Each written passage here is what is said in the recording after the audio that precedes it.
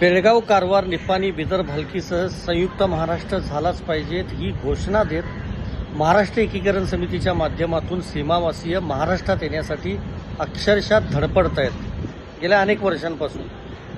हे सगळं प्रकरण न्याय प्रक्रियेत अडकलेलं आहे। आपल्याला माहिती आहे सुप्रीम कोर्टात तब्बल 8 वर्षांनंतर या सगळ्या संदर्भात आज सुनावणीची खरं तर तारीख होती, पण पुन्हा एकदा ही सुनावणी झालीच नाही। सुनावणी लांबणीवर पडलेली आहे।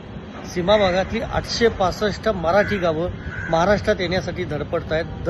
दरवर्षी 1 नोव्हेंबरला काळा दिन साजरा करून महाराष्ट्र एकीकरण समिती आणि सगळे मराठी भाषिक बेळगावसह सीमा भागामध्ये एकवटतात। हा भाग केंद्रशासित करा अशीही मधल्या काळात मागणी झालेली होती।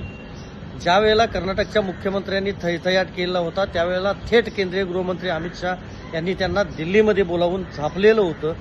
ह्या सगळ्या गोष्टी असताना हे प्रकरण न्यायप्रविष्ट असताना न्यायपालिका न्यायसंस्था मात्र याकडे लक्ष द्यायला कुणीही तयार नाही आहे।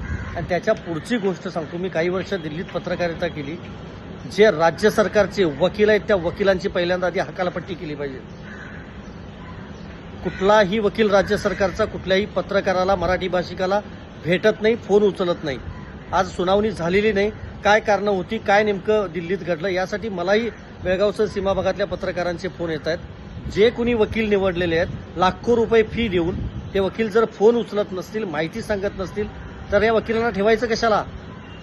महाराष्ट्र राज्य सरकारनं या वकिलांची हकालपट्टी केली पाहिजे। खूप चांगले वकील आहेत, मुंबईत, पुण्यात आहेत, कोल्हापूरमध्ये आहेत, आमच्याकडं बेळगावमध्ये आहेत मराठी भाषिक।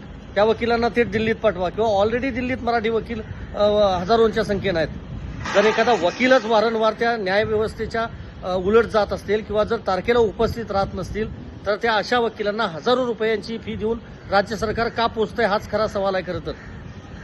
त्यामुळे पुन्हा तारीख कधी पडेल हे माहीत नाही, सीमावासीयांना न्याय मिळेल कधी हे माहीत नाही।